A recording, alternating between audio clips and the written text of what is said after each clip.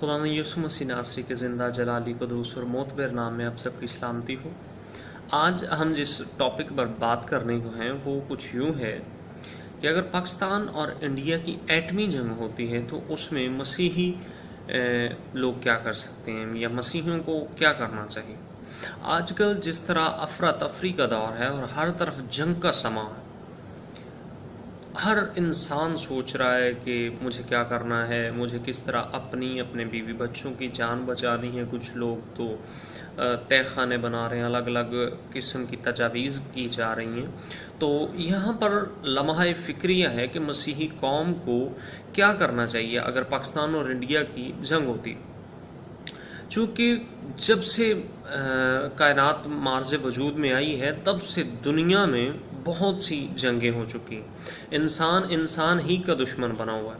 हर एक इंसान इस चीज़ से वाकिफ़ होगा कि कदीम सालों में बहुत बड़ी जंगें हो चुकी हैं जिनको लोग जंगे अजीम वर्ल्ड वार 1 और वर्ल्ड वार 2 के नाम से जानते हैं, जिनमें लाखों के हिसाब से लोग लुक़मा अजल हो गए और बहुत सा जानी और माली नुकसान हो, बल्कि ज़मीन को भी बहुत नुकसान उठाना पड़ा।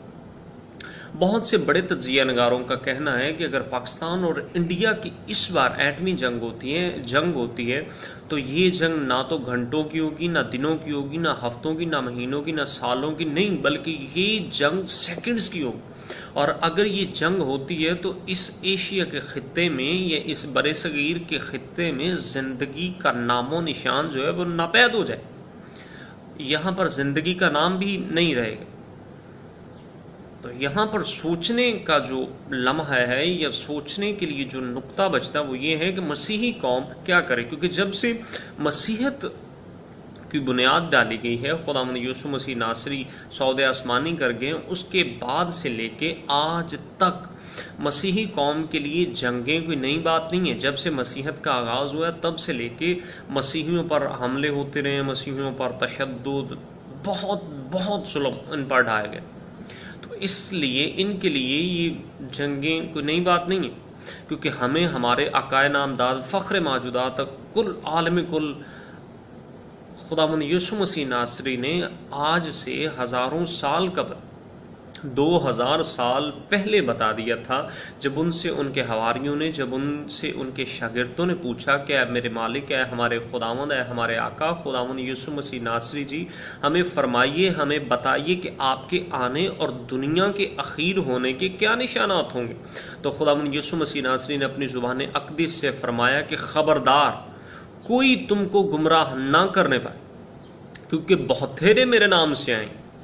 और बहुत सी निशानियाँ उन्होंने बताई कि जब मैं आने वाला हूँगा, ये दुनिया का आखिर होने वाला होगा, तो क्या क्या निशानियाँ वक़ूअ पज़ीर होंगी। उनमें से कुछ उन्होंने ये बताई कि तब तुम लड़ाइयाँ और लड़ाइयों की अफवाह सुनोगे। बात बड़ी काबिल गौर है, सुनिएगा। तब तुम लड़ाइयाँ तो होंगी ही, लेकिन लड़ाइयों के साथ साथ लड़ाइयों से बढ़कर अफवाहें होंगी। आज आपने देखा होगा कि इंडिया और पाकिस्तान का जो मीडिया है, जंग तो पता नहीं होगी या नहीं होगी, लेकिन इंडिया और पाकिस्तान का मीडिया ये बता रहा है कि जंग होनी। खासकर इंडिया का मीडिया ये बता रहा है कि जंग ही करनी। उनको पता नहीं क्या ये सोच रहा है कि सिर्फ उनकी ज़ुबान पर एक ही वर्ड है और वो है वॉर।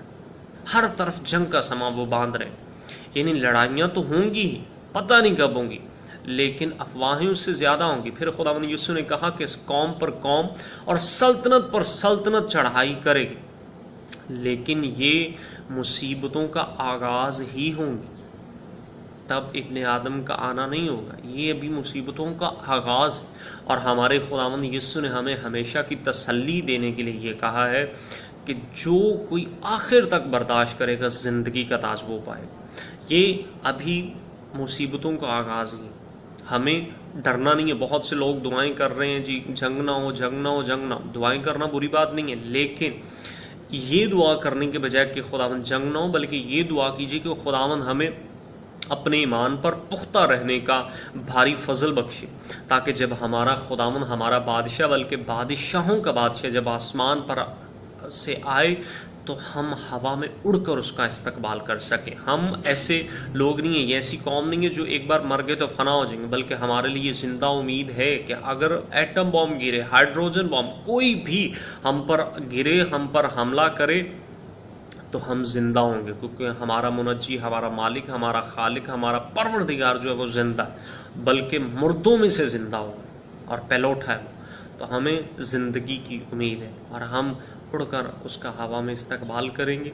اور بس یہی آپ سے کہنا چاہوں گا کہ آپ بہت سی غیر ضروری باتوں پر فوکس کرنے کی بجائے خود پر فوکس کیجیے, تاکہ ہم میں جو داغ ہیں, جھریاں ہیں, بالکل وہ نکال دیں, تاکہ ہم بے عیب دلہن بن کے, بے عیب, بے جھری اور پاک و پاکیزہ دلہن بنیں, تاکہ جب ہمارا دلہا آسمان سے آئے تو ہم ہوا میں اڑ کر اس کا استقبال کریں اور اس کے نام کو جلال دیں.